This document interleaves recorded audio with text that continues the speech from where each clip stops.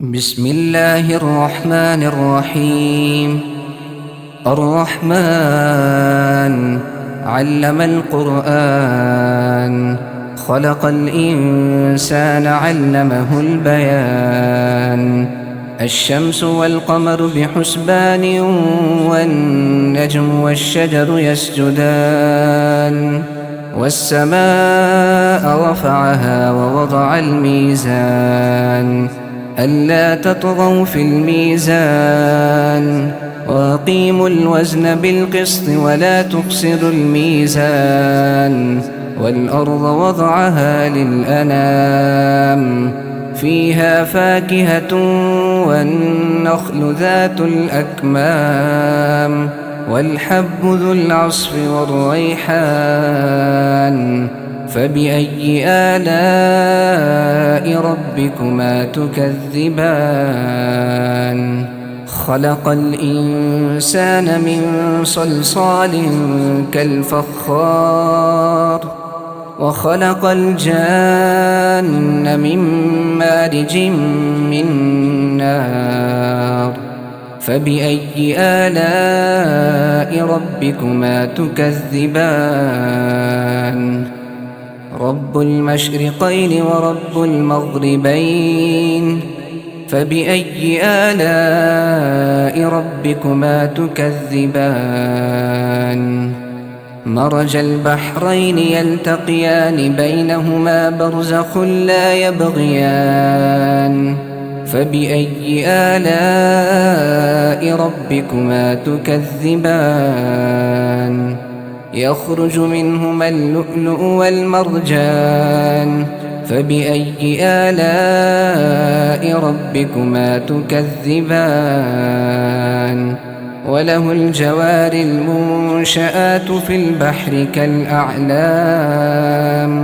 فبأي آلاء ربكما تكذبان؟ كل من عليها فان، ويبقى وجه ربك ذو الجلال والإكرام.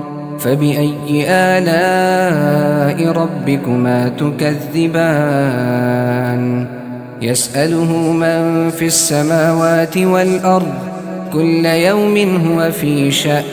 فبأي آلاء ربكما تكذبان؟ سنفرغ لكم أيها الثقلان.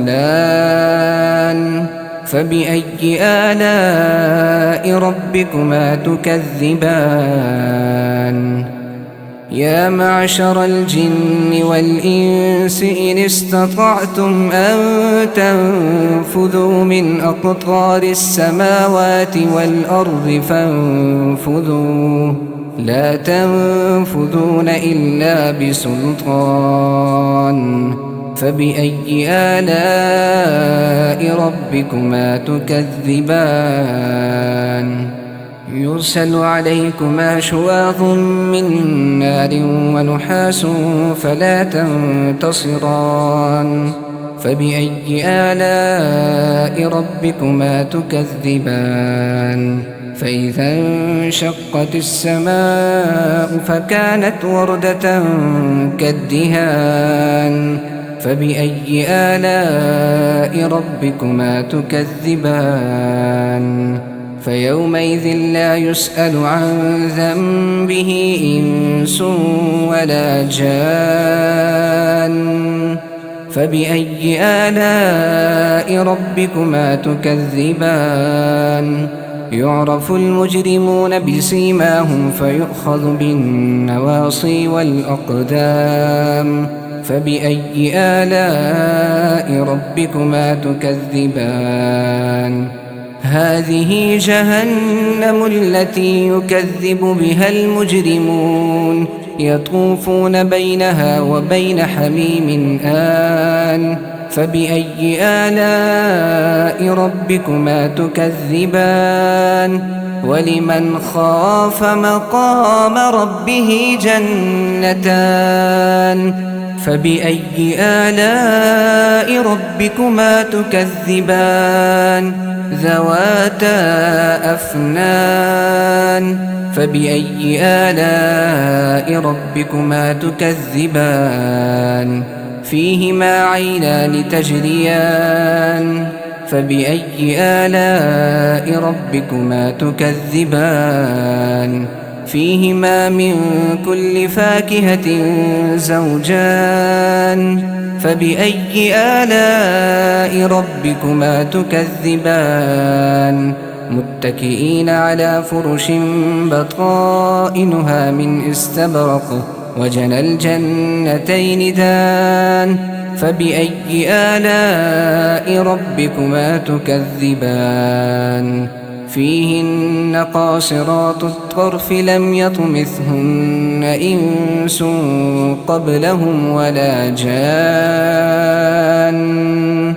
فبأي آلاء ربكما تكذبان كأنهن الياقوت والمرجان فبأي آلاء ربكما تكذبان هل جزاء الإحسان إلا الإحسان فبأي آلاء ربكما تكذبان ومن دونهما جنتان فبأي آلاء ربكما تكذبان مدهامتان فبأي آلاء ربكما تكذبان فيهما عينان نضاختان فبأي آلاء ربكما تكذبان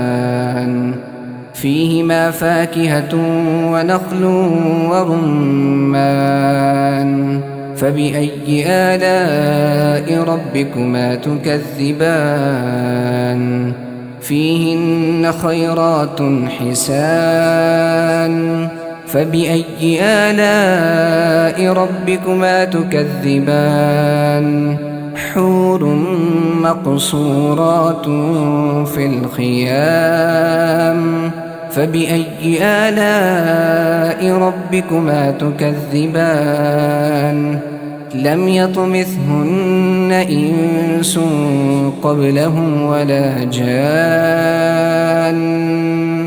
فبأي آلاء ربكما تكذبان متكئين على رفرف خضر وعبقري حسان فبأي آلاء ربكما تكذبان تبارك اسم ربك ذي الجلال والإكرام.